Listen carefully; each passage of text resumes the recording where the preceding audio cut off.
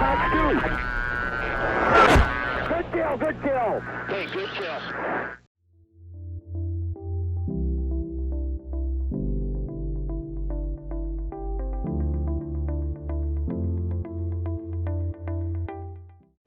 Hey guys, welcome back to another video. Today we are doing things a little bit differently. I think it'll be a cool idea to kind of conceptualize the cost of one of these BVR engagements that may go down between two countries. So today we are in a Russian Su-27 flanker. We are armed with the R77-1s, not just the R77s. That's a bit of an upgrade, the -1. And we're going to be fighting an American F-16 armed with AMRAAMs. And as you can see on the data link here, this is the F-16, this is his AWACS. This line indicates altitude, so you can see the longer this line, the higher his altitude. So his AWACS is high, his line is short, so he's low. This indicates speed, so you can see this line is long, so he's fast. His AWACS is not that fast. And this is me. This is my AWACS indicated by the circles, they indicate friendlies. And the chevrons on the other two contacts indicate hostile.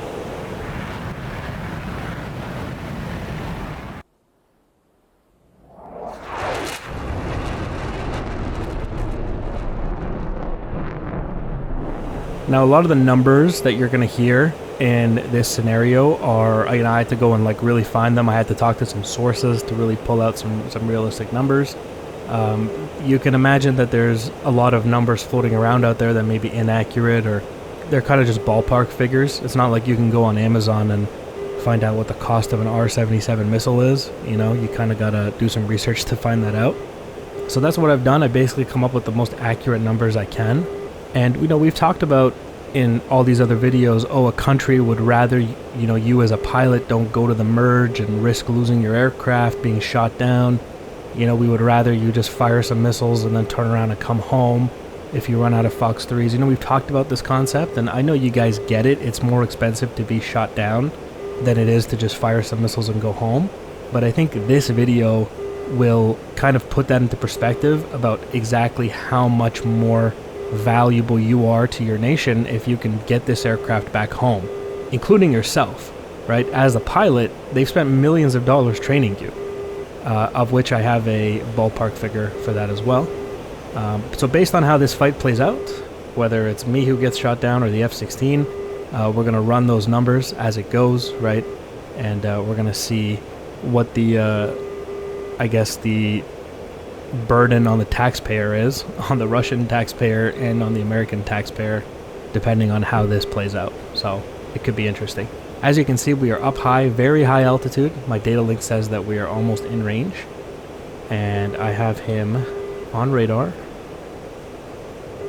Just going to wait for the lock. There it is. Waiting for launch authorization. There it is. And Fox 3.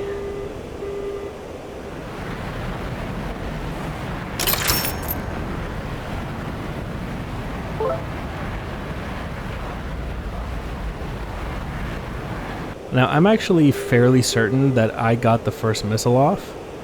I don't think he has me on radar yet, because I can actually tell based on his behavior when I watch him on data link there. I've shot and I'm defending, I'm cranking, reducing altitude, offsetting to the left, and he's not really doing that. He's trying to stay nose hot, which tells me he probably didn't get a missile off.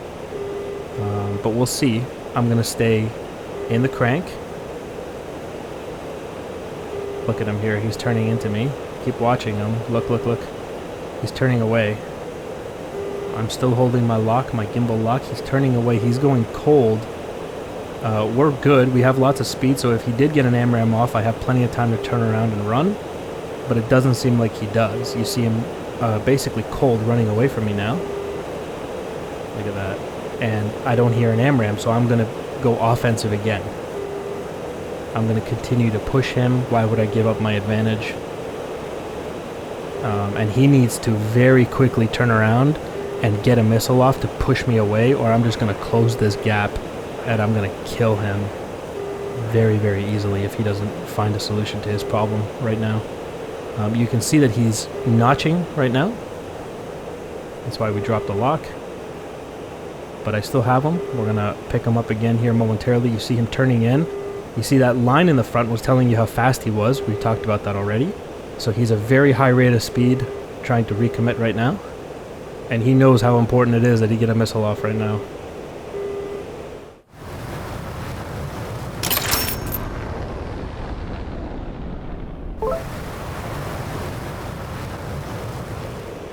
And I'm going to continue to increase altitude. There's the lock, waiting for launch authorization. There it is, Fox 3.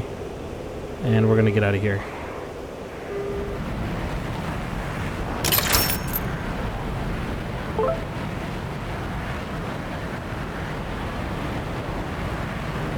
So I don't know how many AMRAAMs he's fired, but we have now incurred the cost of 2 R-77s, which we fired. And we're going to go ahead and reduce altitude once again, holding that gimbal lock as long as possible to provide as much guidance for the missile as possible. That beeping tells me there's an AMRAAM coming, so we are off cold. Very fast here. There we go. Still being chased by that AMRAAM. So he did manage to get a missile off. He knew how important it was that he did that, and he did a good job of that.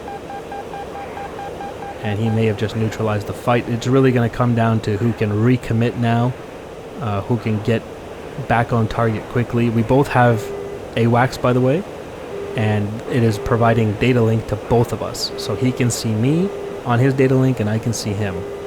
So he can see my behavior. He can see me go cold. He can see me recommit. All of those things are being fed to him, which should make it much easier for him to, you know, come back on target at the appropriate times.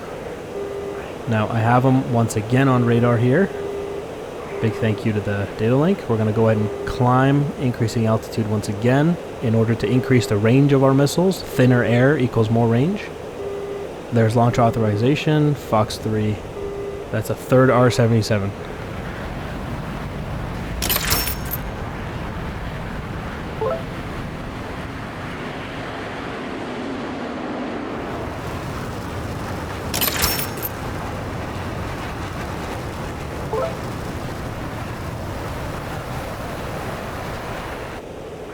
Alright, and holding that lock as much as possible. There we go, we dropped the lock there. So I'm going to go cold, just in case he shot one at me. There it is. Hear that beeping? That's the AMRAAM. We're going to be fine, because I went cold before it even went pitbull. So we're going to be alright on this one.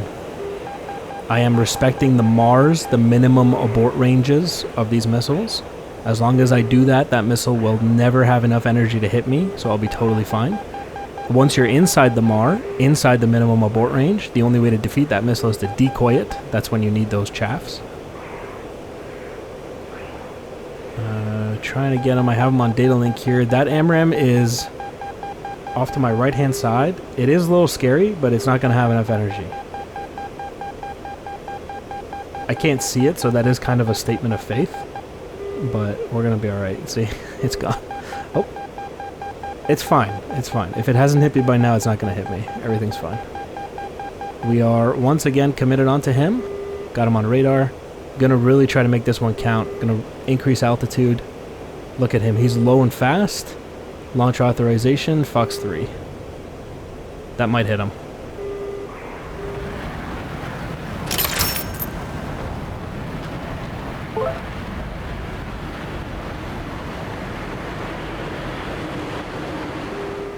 Because he actually, the way I see him on data link, he's very fast, and he's closing inside that MAR. So he is going to have trouble turning and running. He will probably try that when that missile goes pitbull on him. He's going to try to turn and run, but he's not going to get away. That's the whole point of the MAR, right? I fired that missile and then turned away and ran, right? So you can see me going cold now, just to survive in case he shot an AMRAAM at me. I don't know, but I'm not going to take that risk at these close ranges, right? And we're going to try to become offensive here. The F-16 is a very dangerous opponent. You know, you can't underestimate that thing. It gets very fast, and therefore the missiles that it fires are very dangerous missiles. because they come off with a tremendous amount of initial energy. So you had to be very careful with that. I don't see him on radar, and he's no longer on data link. So I think he's dead. I think we got him. I think he's gone. We have 2 R-77s left. I fired, what was that? I guess 4 total I shot, yeah?